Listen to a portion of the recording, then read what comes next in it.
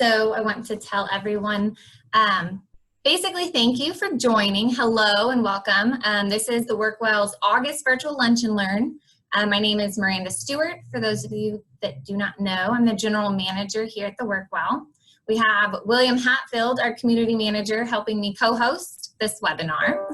We're really excited for today's event because we're going to hear from some of WorkWell's members who within the last couple of years has started and are currently growing their businesses. They're going to share experiences and offer insight into some of the essentials needed to launch a new business. So if you are interested in all of the tips and tricks, this will be a super insightful webinar. So I'm going to introduce the panel members. We have Waymond and Kim Wesley with Nagreb and Associates.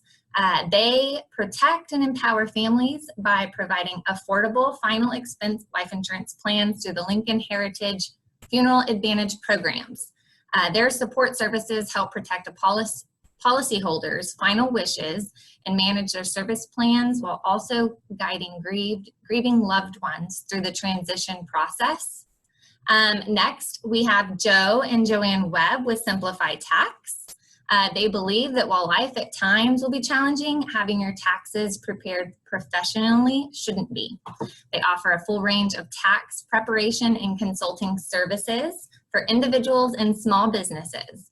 They use their extensive experience coupled with straightforward discussions to resolve income tax challenges.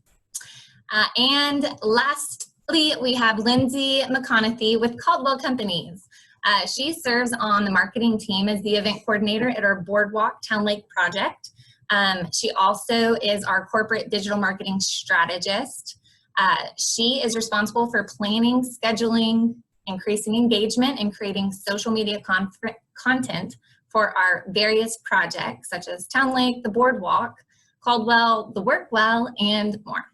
So that is a little about our panelists.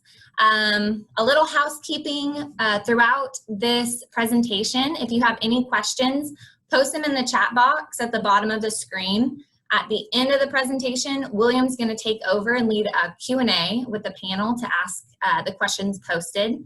If we don't get to a question or your question requires more follow-up, we will get you in touch with our with the answer, of course, and the panelists. So on that note, we're going to include a few links in the chat so you can connect with our panelists via LinkedIn, social media, their websites, contact info, whatever they decided to share with you guys. There's also going to be a link in the link to the WorkWell's Facebook page. That's where you can stay connected on all of our upcoming events and webinars and happenings. This, I know I mentioned this prior, but this webinar is being recorded. We will be posting it to the website. That's where our previous webinars have been posted as well. So go take a look. It's under the events tab.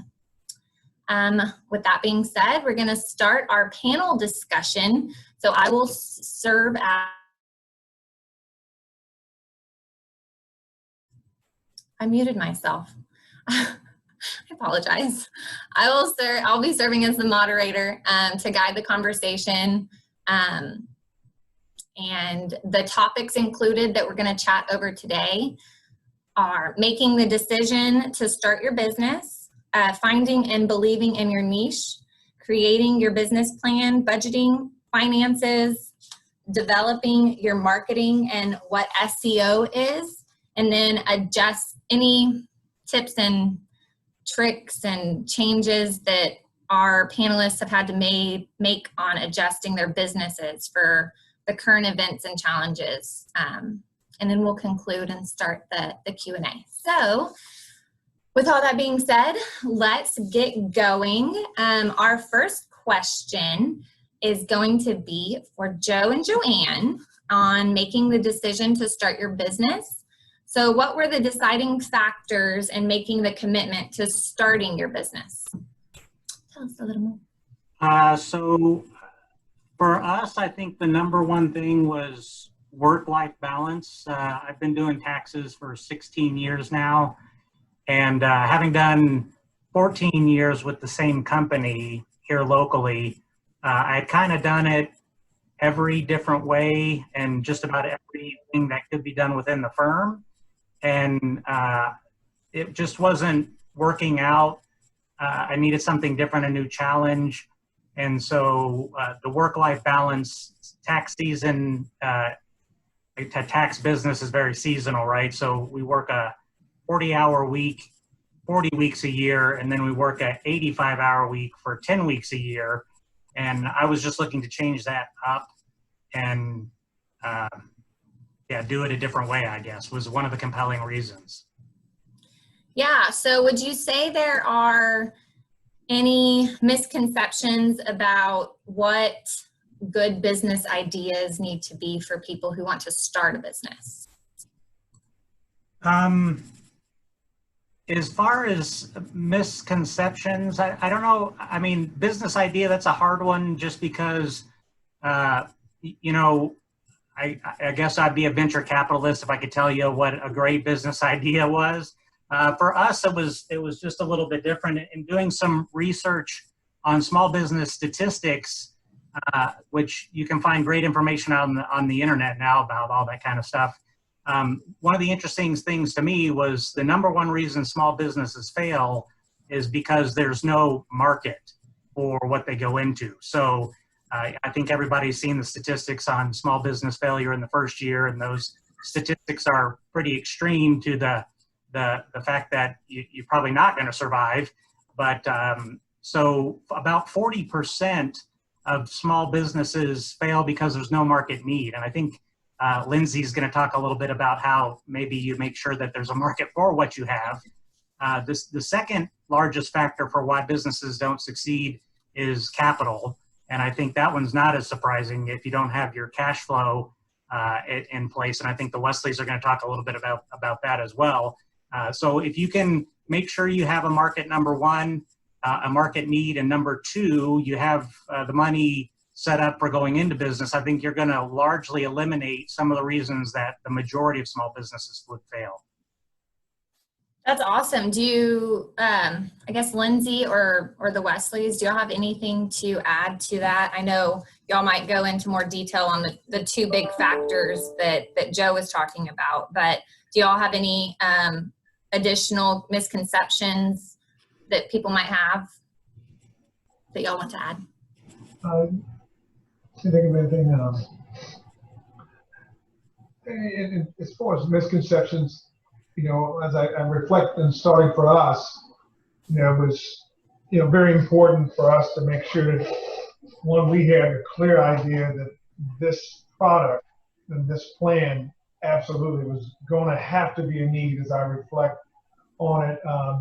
I think some of the things that were part of the misconceptions is that, you know, you got to kind of foresee what could change about the dynamics in the business, in terms of like, pandemic. You know, how, yes, like the pandemic has greatly impacted how you do face-to-face business.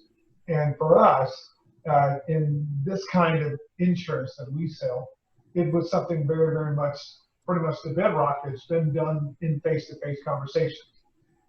And so part of the misconception for us was that would always be easily done. But it can immediately, you know, affect your bottom line in terms of productivity, because this is when it comes to life insurance and consultative work, there's an intimate kind of sitting together and, of course, understanding the dynamics of people.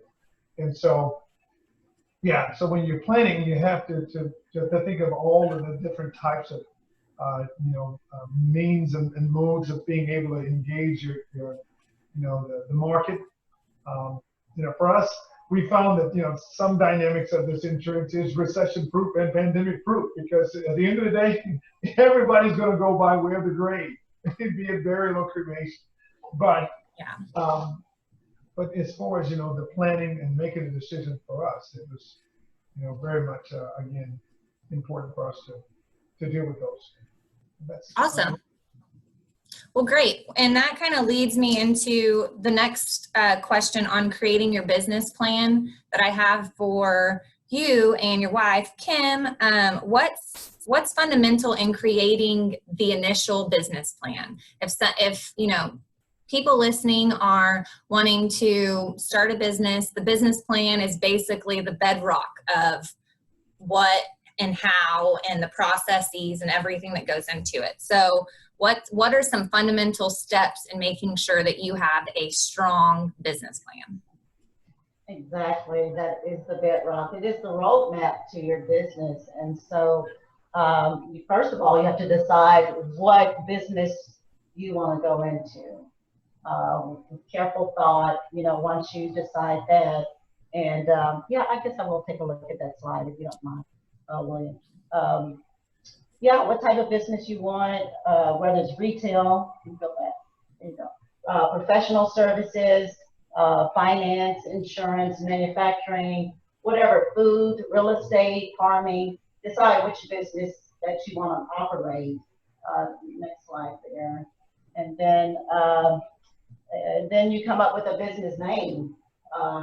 But first of all, business plan is also known as a business proposal, marketing plan, business strategy, marketing strategy, or sales plan. And then you come up with a name. I know for us, the next slide there, our name had to reflect who we were. We took ours out the Bible, Zechariah 7:7-10. So you just, I believe a name has meaning, definition, and it's important as to what your business name is. So a business plan, though, is a written document that outlines the company's goals and how it plans to achieve them. It encompasses other aspects of the company's future agenda. The next slide there. Also, I believe everybody needs a business plan, whether it's a sole proprietor, LLC, S Corp, everybody needs a business plan because, again, remember that is your roadmap to your business. Also, when should you use a business plan? It's an essential tool for planning and education for startups. You also want to revisit it once a year or quarterly, depending on your business, and things like that.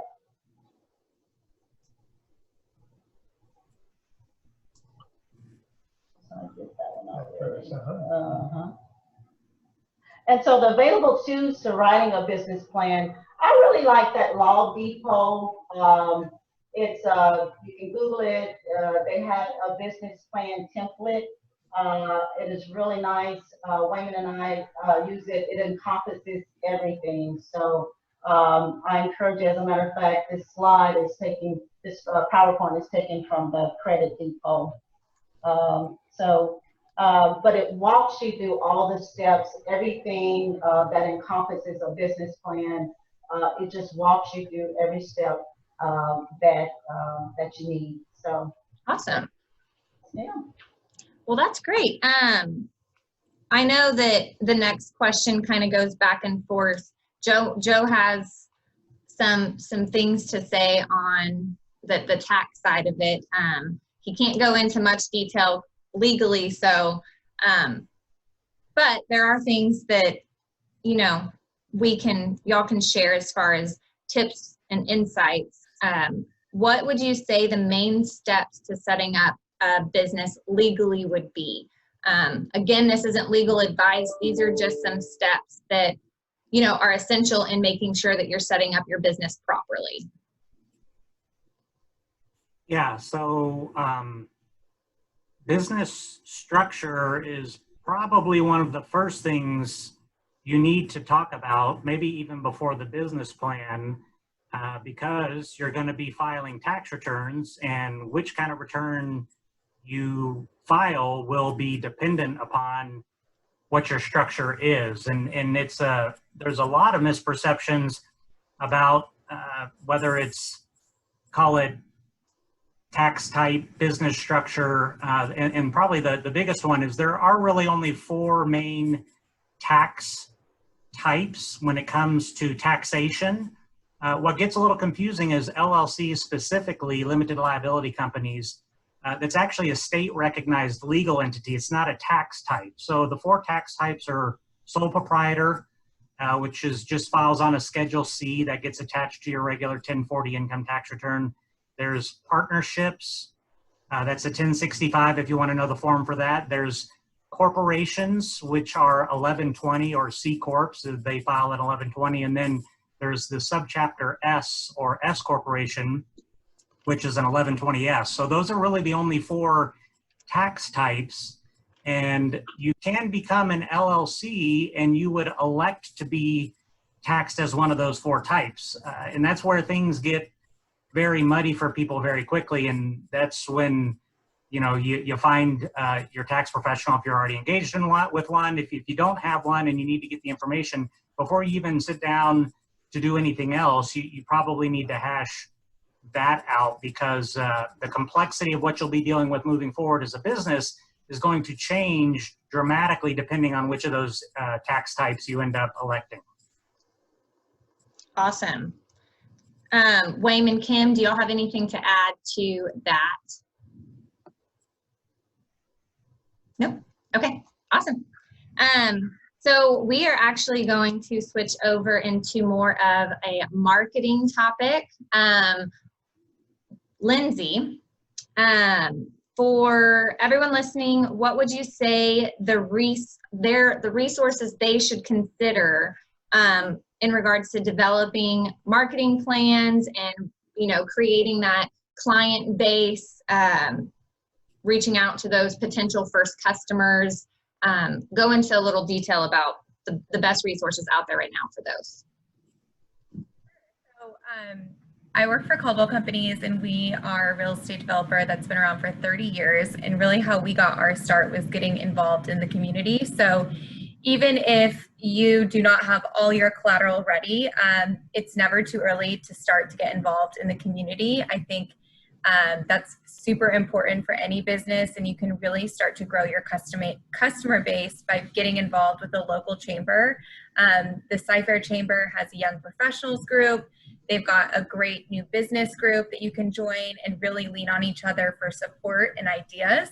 And that can also just grow your reach in the community by joining the chamber and getting involved.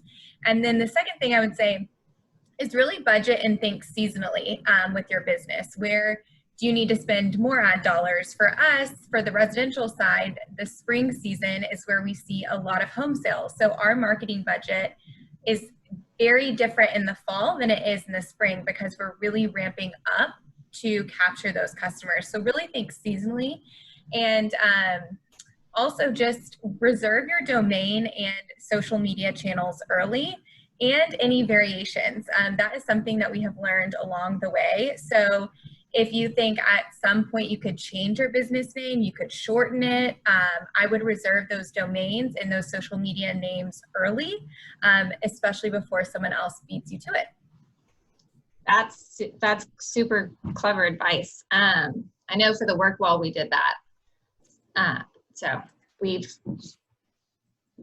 gone, and the chamber is also such a great networking event, not only to grow the clientele, but just to get your name out there. Because when people start talking, if someone knows about your business, even if they're not your customer or your client, and they have a friend that is talking about a service that they just heard or they know because y'all just had a conversation about the services you offer, then you're the business that's at the top of their mind to share with their friend. And word of mouth and referrals are one of the largest ways to market your brand. So chamber is, and it's free. The networking events at the chamber, the breakfast and stuff are free right now because they're all virtual. So definitely tap into that. Tell us a little bit, one more question for you. Tell us a little bit about what goes into branding a business. I know you said, you know, reserving those domains, but can you go into more of the branding aspect? So I think clarity in your brand is really important. If you think of Starbucks, most people can immediately envision what a Starbucks cup looks like and what that experience is like. So for us as a developer, when you come to our communities, the Workwell is a co-working space, but in our residential communities, we want you to immediately feel like it's different. Our bathrooms are branded with custom napkins. Our welcome mats have our brand on them. So everything is really consistent, and I think that's really important with your brand. And starting your brand, think about, how do you want your customers to feel? What is your brand voice? Who is your target audience, and how are you going to reach them? And I think by starting out by answering those questions, it can help narrow down then what your logo will look like, what your main brand colors are. Blue typically means peace. So, and Town Lake as a lakeside community, so blue is our main color. When you come to Town Lake, it's a very peaceful feeling. When you come to the Workwell, it's a very professional, amazing environment, whereas some of our competitors are more fun. And when you bring your customers to the Workwell, they're immediately greeted and they feel like, wow, this is a really professional business that I'm visiting. And we wanted customers to feel that way. So I would think about how you want your customers to perceive you, and that can go into your brand voice, your brand logo. And it takes 7 times for someone to see or hear your logo or company name to really submit to memory. So you can never brand enough. Love that advice. And I did not pay her to say anything she just said about Workwell, I promise. Appreciate that, Lindsay. Quick thing, sorry, I was going to mention, and this obviously is a Workwell plug, but not meaning to. I will say, knowing strong entrepreneurs in my life, I'm not an entrepreneur, but you really have to commit a lot of time. I think entrepreneurship is really glamorous to a lot of people, but in reality, it's a 7-day-a-week job. In the beginning, you are marketing, you are payroll, you are all of those things. So you really have to think, am I really ready to commit 7 days a week to this passion to become a business? And that is how it survives. And I think what's great about the Workwell, and really what we envision and want to help partner with entrepreneurs, is to take some of that responsibility off of you, that printing, that mail handling, and that can help you focus on what you need to focus on to be best in your business. So entrepreneurship is really amazing, but I think it's very glamorized in our culture. And when you really get in the nitty-gritty parts of it, you realize this is a 7-day-a-week job, and I am wearing every hat under the sun. Absolutely. And I think that kind of goes back to what Joe said earlier. I'm sure if he continued down that list of why small businesses or entrepreneurs fail, you know, the market, creating a product where there's no market need was the main topic, he said, the main point, and then the no capital. But I'm sure that just the burnout is on that list of top 5. I mean, I don't have the list, but I can definitely see that being up there. So good tidbit. So back to Joe and Joanne, we are going to talk on the topic of finding and believing in your niche. What are the 3 to 5 main steps y'all take or y'all took, and could, you know, elaborate and give those tips and steps to the audience on how y'all differentiated your business and created that strategy? Well, so I would say the biggest thing for us is we feel when it comes to income tax, because most everybody has to file an income tax return. The federal government seems fit to make that happen for us. So we don't really have to drive demand because everybody has to have it done. It's just, are you going to choose to do it yourself, or who are you going to hire to do that? So having said that, we feel that an educated client makes a better client. The more you find out about what's involved, the less likely you are to want to have to learn what we have to know to produce your own tax return. And so, but we feel it's an important part because, especially as a small business owner, you know, you talked about, Lindsay was talking about wearing multiple hats. Whether or not you're the accountant or the tax person or the marketing person, you need to know something, even if it's a little something about each of those things to be effective, because, you know, you got to make choices in your business and you want to spend time doing what you do best. And those things that you can offload, you want to make sure you offload to other people, but you can trust what they're doing and that they have competency in that. So, I mean, again, the Workwell was a very good fit for us because when I left my previous firm, we only had 3 months before the start of the next tax season.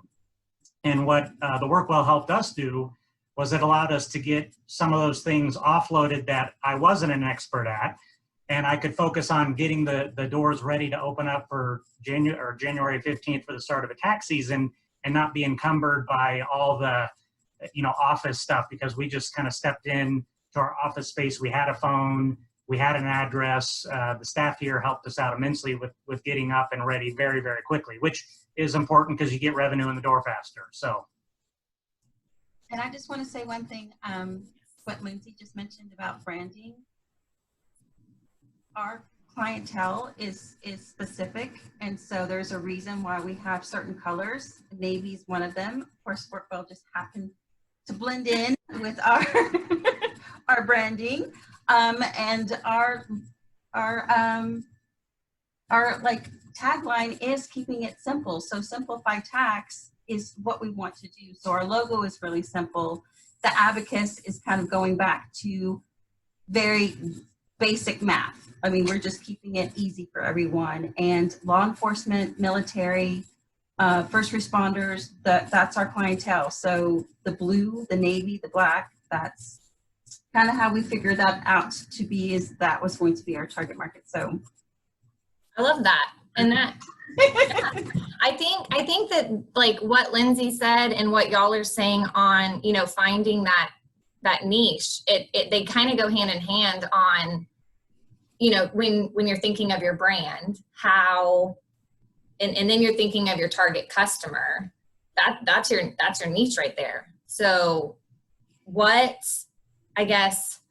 have you found it true that finding your niche allows you to get a foothold in your industry? So finding and creating your Simplify Tax, the logo, the colors, the brand, were you able to get a foothold in your industry and grow your clientele faster, or? Yeah, so finding the niche, I think, is imperative for a business. I mean, as I mentioned, everyone has to do a tax return, or almost everyone. And I could say, sure, everyone walking down the street is a prospective client because I know they probably have to file a tax return, but that's not realistic. And so for us, we had a little bit of an advantage because I had been doing this for 14 years prior, stepped out. I like to think that I created raving fans because when I separated from the company that I worked for, I was not allowed to tell clients that I was moving, and so they actually sought me out. So LinkedIn was essential for me because I couldn't tell them I was leaving. They found me, and we had a large percentage of our clients who followed us over here without me even being able to tell them that I was still doing taxes and I had started my own company. So finding that niche for us is essential. We work with, as Joanne mentioned, a lot of first responders, real estate, because they have self-employment. And if you don't know, police officers and firefighters, they have their own brotherhood and sisterhood. And Miranda, you talked about the referral network. Most of our business comes in from referrals, and police officers, of course, are not very trusting with anyone. And so if they find a tax person and they like your service, they're going to refer you. And consequently, if they don't like you, they're going to not refer you to the negative and tell everybody about it too. So true, so true. Well, great. I'm going to switch over to, does Lindsay or the Wesleys, do you have anything to add on, finding your niche or believing in your niche? Any steps on differentiating your company?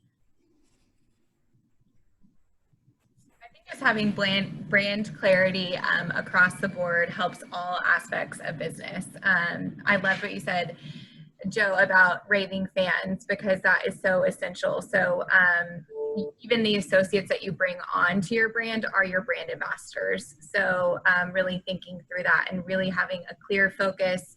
You might have a very clear focus about what your business is, but the more clear your brand and your marketing plan is in telling and communicating your brand story, then your associates can really be the best brand ambassadors.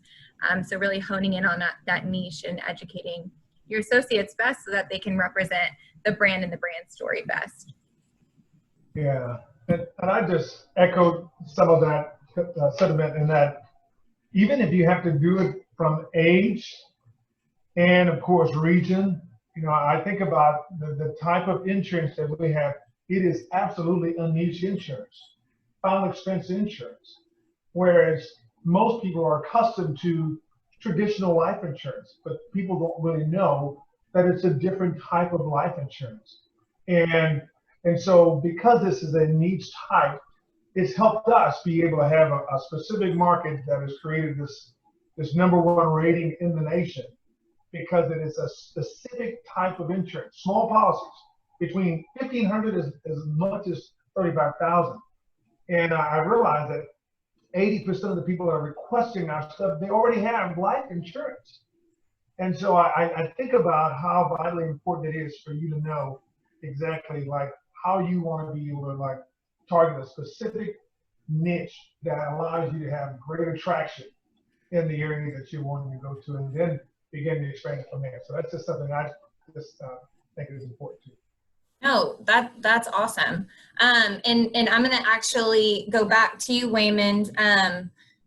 Can y'all explain a little bit about the SWOT analysis? So, we've talked about making the decision to start a business and, items that are important there, finding and believing in your niche, creating a business plan, some marketing techniques, but after you've had or created that business plan, a main component of that is the SWOT analysis. So can you go into detail on what that looks like and the importance of it?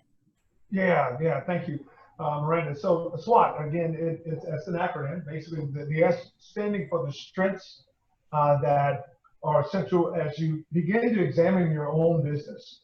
And you got to look at specifically how you are able to stand out and be different in your specific strengths.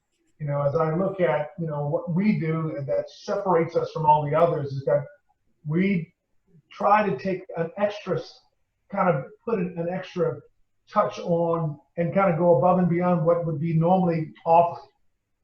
So as I think about, the field that we predominantly market, we predominate in, that we not only give coverage in terms of money, but we actually provide an additional service with that money.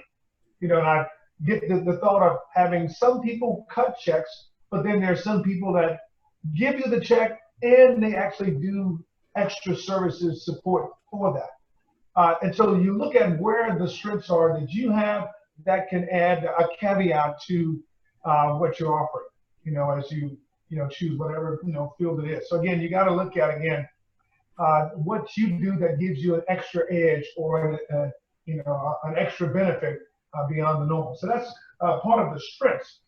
The next part in this is what are the weaknesses? The areas that you feel limited in this endeavor. Where the areas you got to be able to honestly look at and go, okay, hey, these are the limitations, and you have to know those and fully understand it, because if you don't, Joe and mentioned the statistics around failures for businesses, and so you have to really look at it in a real constructive way and then do your very best to plan to do all you can to try to mitigate those weaknesses. And so I look at some of the things that there are a few, and I realize that we had to, especially with this pandemic, it could accentuate it. It could make it even more magnified.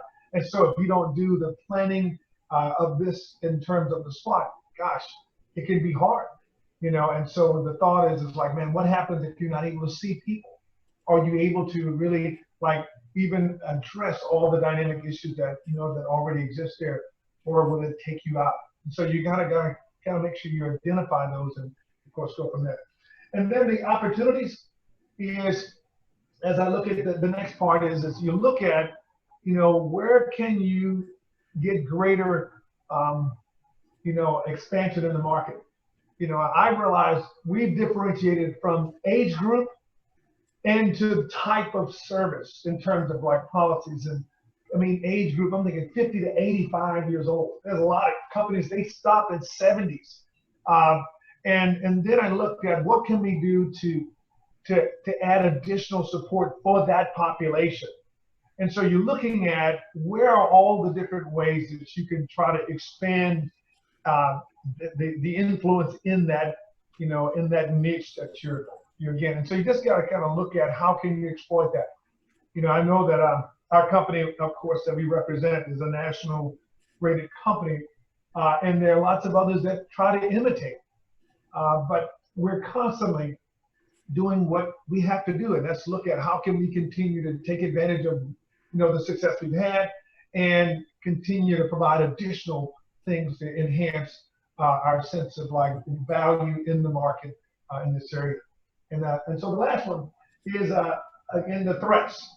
That's the T of SWOT, and you got to begin to look at what are all the different dynamic issues that you have to kind of project and try to look at what could be future issues that could be in the upcoming future. And so you want to just begin to look at it.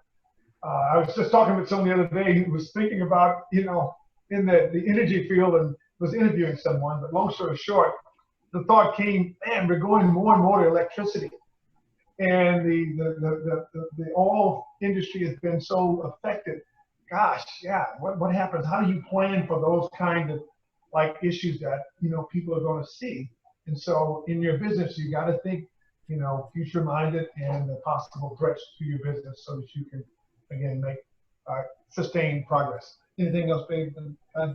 Miss? Okay, that's my little insight regarding SWOT. Awesome.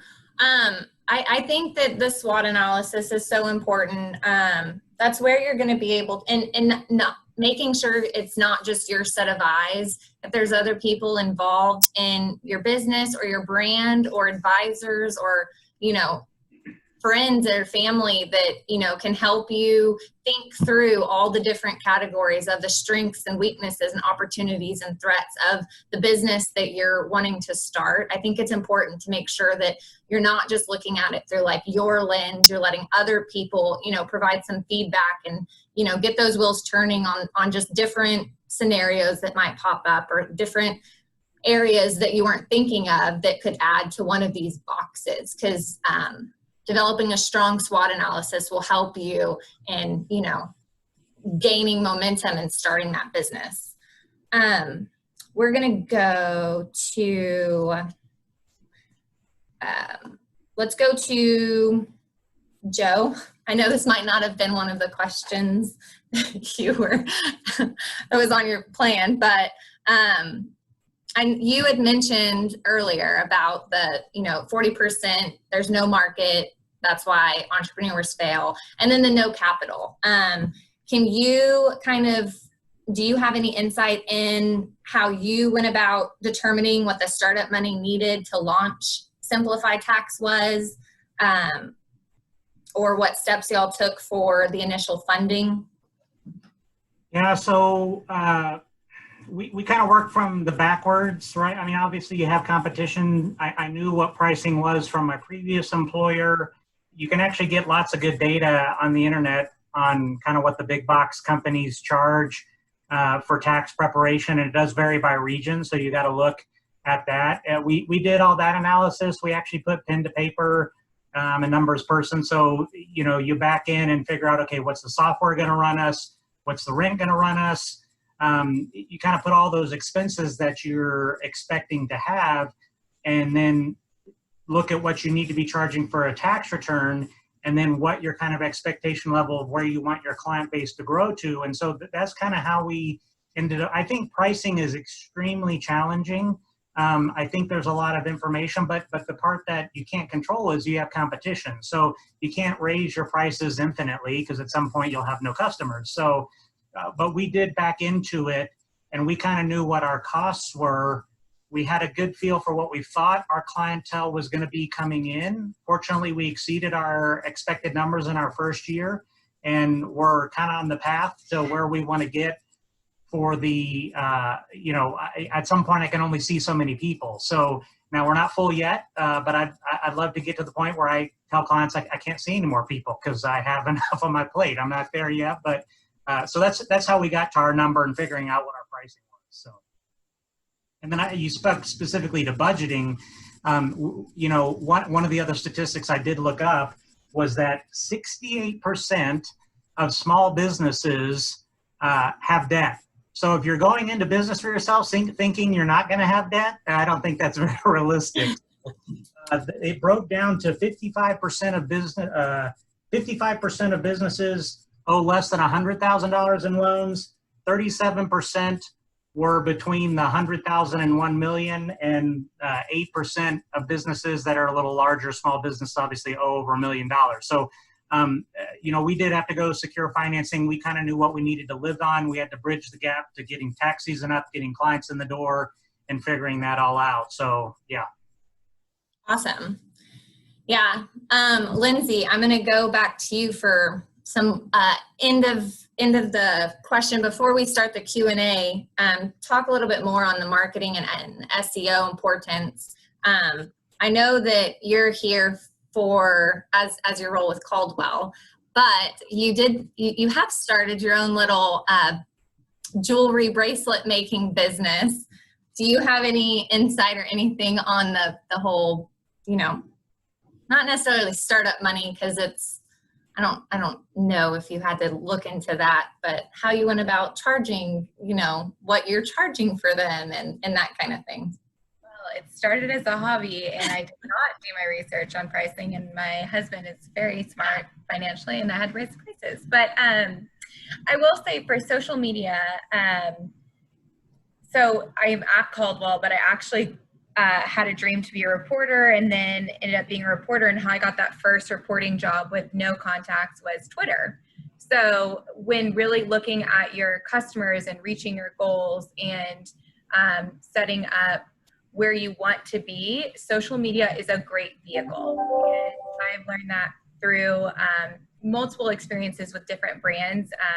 I've worked with beauty brands who are sold in Nordstrom, worked with nonprofits, raising more money for them for their mission of helping cancer patients, and now I'm at Caldwell. So social media is just a great vehicle to reach those goals and new customers. And I think one of the biggest mistakes that businesses can make in the beginning, and even being here at Caldwell when we have a new brand or a new project, the marketing budget is never enough. And that is a bucket that when you are maybe not on that side, you do not allocate enough funds. And it's easy to think that you do not need that much money for marketing, but if you really want to create that sales funnel, grow your customer base, you do need funds for it, and you can't do everything for free. So I would say, just from the Caldwell perspective, I think we have learned that over the years on certain projects that the marketing budget wasn't enough, and how important it is. And from a social perspective, it's great to grow your social media organically, but it's so essential to be running digital ads. And now with the pandemic, we have shifted a lot of our ads and even events to virtual and digital, and we have pivoted those marketing dollars to be going after our customers digitally in a way that we have never been doing as aggressively as we are. So I think it's easy to make a mistake of not budgeting enough for digital, and then it's also easy to stay in the same patterns, and it's important to pivot to the world around you. So in this current pandemic, it's time to pivot to digital. So some ways that you can grow your digital footprint is consistent posting. I feel like that's a very easy and simple thing. If you don't have the time, most entrepreneurs are wearing a lot of hats. Sprout Social is one of my favorite scheduling tools. They have lots of different brands that you can look on their website. I mean, Fortune 500 companies use Sprout Social. It's really great to schedule. So if you only have one Sunday a month to schedule out your social media content, use a scheduling service like Sprout Social to have a consistent social media footprint. And then the other thing is partnerships with local businesses. I know the Workwell has partnered with Lazy Dog, a restaurant right across the street, and really thinking about your customer base. For the Boardwalk, it's a younger customer base, lots of shops and retails, and we partner a lot with our influencers. and getting the word out organically by comping their meals. So then they'll post about the restaurant. So there are organic ways, like just having consistent social media posts, partnering with influencers to help grow your brand in social media. But I think it's also essential to have a dedicated budget so you can really run those messages and reach the audience that you want to.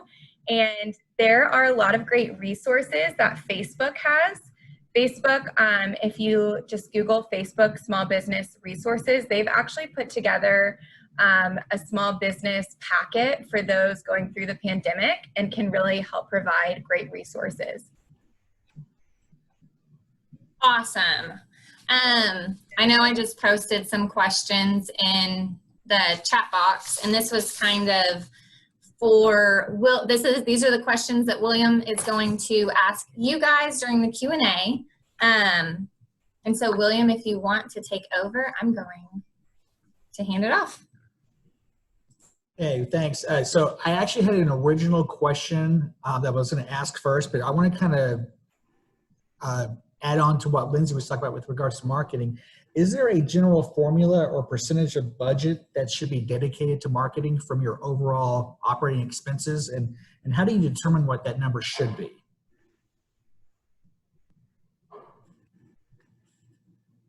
that for me? Yeah, that was kind of, that's for you, Lindsay. You know, we have really amazing teams over here who help manage the budgets, but I would say about 20%. And it depends. We have different projects that are in different phases of growth. We have projects that need more of a ramp up phase, and we'll dedicate more towards that. So it just depends what phase of the brand it's in. All right. Well, that totally makes sense. You might have more of a budget for your first or second year marketing that you might have than you might in your second or third or fourth year once you kind of get established. And like with the webs, you start to have more of that referral type of marketing there. Your business is generating businesses, kind of like a flywheel effect, if you will. Yes, and I think the other thing is when thinking of your business, we are in a pandemic, but what events would you be attending? Are you going to be at a local farmer's market? Are you going to be at the local college recruiting for interns? So really thinking about what that looks like and how it's perceived. We will pay more for the paper that we use. So when people are looking at our projects, we pay for less glossy images so that they're really projected well. So just really think about the types of events that you're going to be at and the collateral that you'll need. Thanks for all that awesome marketing expertise and insight, Lindsay. We appreciate that. This is a question for both the Webbs and the Wesleys, and I think we'll start with the Wesleys. What part of your business plan did you find, the toughest to complete? And did you have to utilize, and if so, what outside resources did you use to help you complete that part of your plan? Okay. I would say the marketing piece, portion of the business plan, like Lindsay said, how much are we gonna allot for that? And so what we decided to do was kind of outsource that. So we didn't really want to wear that hat. We do a little bit still, like post on Facebook and things like that, but for the most part, we just allowed the funds to outsource that marketing portion of the business plan. So, yeah. Yes, sir. Sure. How about you, Joe and Joanne? You want to add to that? We laugh because, we'll be honest, we didn't spend any money on marketing. And that's not what you should do. We definitely should have spent more money on marketing. But we wanted to do it grassroots. We didn't want to be so big out the gate and would be able to handle a huge income or a huge flow influx of clients, because we were very personal and we spend a lot of time with our clientele, and we didn't want them to feel like they were being rushed out the door or they weren't getting the quality time with Joe, since we are just the two of us. So definitely I would do more of that. We were just very fortunate that Joe's clients loved him and they sought him out. They hunted him down. They came to our house. They found us. And I think it was a toss-up between the marketing, picking a name, and then you know, that was a challenge, and then the IT for us, because we deal with technology, because we do have some clients we do over the phone, which played nicely into the unfortunate events of having a virus. It flopped our business on its head, though, because we went from having 95% in-face appointments, like the Wesleys mentioned, they do their business. We did have about a 5% phone and via a secure portal that we use. Well, during the 8 weeks that kind of everybody went into their homes, we had to transition almost exclusively 100%. to phone appointments. So, yeah. And we always had that ability to do so. It's just that some of our clientele are a little bit older and maybe they're not as tech savvy or just didn't have the equipment to scan and upload their documents, or maybe they had a lot going on. So they had 50, 60, 70, 80, 90 documents they didn't want to scan. So we did pivot to where if they wanted to just drop it off at the office, I would meet them downstairs, mask, gloves. I would even meet them at their car. So they didn't have to come in the building. They didn't even have to leave their vehicle. We just had to make it easier for them. And so, but we're glad to be able to see our clients face to face now with the mask. That is terrific. Well, you guys have shared so much great insight and experience today, and this has been an awesome panel, and we appreciate that. So my final question is going to be for everybody. Knowing what you know now, what advice would you give yourself if you could go back in time to when you were starting to launch your new business? What advice would you tell yourself, or pitfall to kind of keep an eye out for? Knowing now what if you knew then what you know now. And I'll start with the Webs. More networking. Make your circle bigger.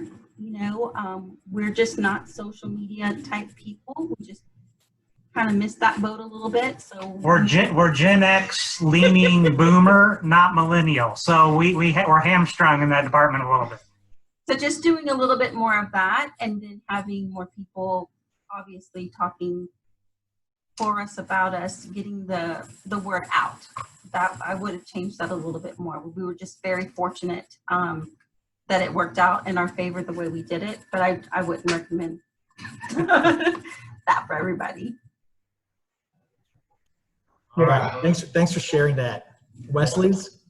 Yeah, just as I reflect back, and wow, first thing is mentally, you got to have a mindset that is first committed to completely like the long haul.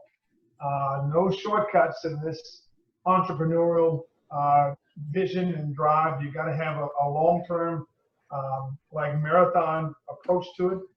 And in addition to that, a continual commitment to the marketing component for any of it is really kind of the lifeblood of really what's going to keep you in the game. You've got to be like committed to that and not just, you know, eat today minded. It's the marketing part. I wish we would have become very much committed to growing there as opposed to, you know, like catching up and going, hell, we got to be able to eat tomorrow too. You know, and so that component it's got to be so key. And I want to thank Lindsay for saying it. The word, she said, consistent. That is absolutely the key thing I've learned now for us, because we have two pronged things we have to do in terms of marketing, two different audiences as we are a niche type of insurance. But again, that's what I would say as we would look back on, you know, what we would do differently. I would tell myself, slow it down, girl. Enjoy the journey. Take care of yourself. I mean, in the beginning, we were going 24/7. So I would just slow it down. Yeah. I mean, you know, not work as hard as, you know, in the beginning, because it is a marathon. It's not a sprint. So, you know, so, yeah. Terrific. Lindsay, do you have any thoughts on that? others have touched on this, but when you can bring on help, know when it's time to ask for help, because it might be a cost at the beginning, but it ultimately will help grow your business so that you can truly focus on your strengths. We just brought an assistant onto the marketing department, and it has been so helpful. We process hundreds of invoices each month, and I found my days covered in invoices and tracking all the different digital vendors and video vendors, and just having help can really help grow your business, even though at first it might seem like a cost. And really finding experts. I know we talked about SEO, which is search engine optimization, which really helps your business come to the forefront of the Google page when you're searching for, say, co-working in Houston. So we have now partnered with someone who's really an expert in SEO. So know when it's time to ask for help, and view it more as a way to grow your business so that you can focus on your strengths. Terrific. Well, listen, panel, thanks a lot. I'm going to pass it back to Miranda. We appreciate your openness and honesty on the Q&A questions, and it's really great insight. Thank you so much. Yes, that was such an insightful webinar. It's probably been one of my favorites so far. I feel like sometimes I'm creating and running my own business, although I'm not. This is Caldwell's, it's my baby, I feel like. So even if, you have a business and you're years into the making, it's never too late to just dive in and see what processes can be updated. How can I continue to grow in this area? And really just like do a deep dive into your business and company, and make sure everything's aligning with, where you started, or if you needed to switch gears and adjust because of everything that's going on in the world, looking at where you can do that. So seriously, such a great, insightful webinar.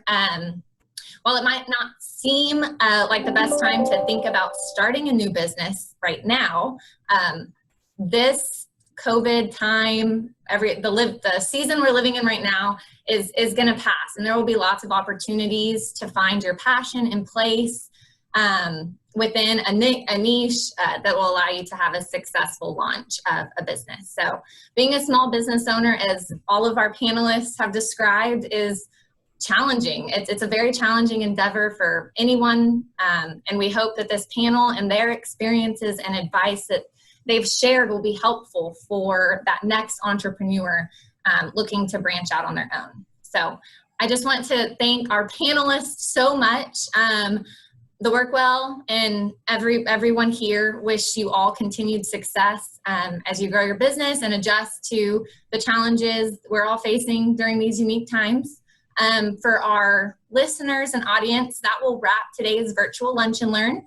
Just a quick reminder, if you joined late or haven't already, I posted links in the chat. I will also be sending those out via email with a rewatch button for this recording. Thank you again, Joe and Joanne, Wayman and Kim and Lindsay. Can't thank you guys enough, and thank you for the the attendees that have joined. We look forward to seeing you next time at our next event. We wish you the best. Bye, guys.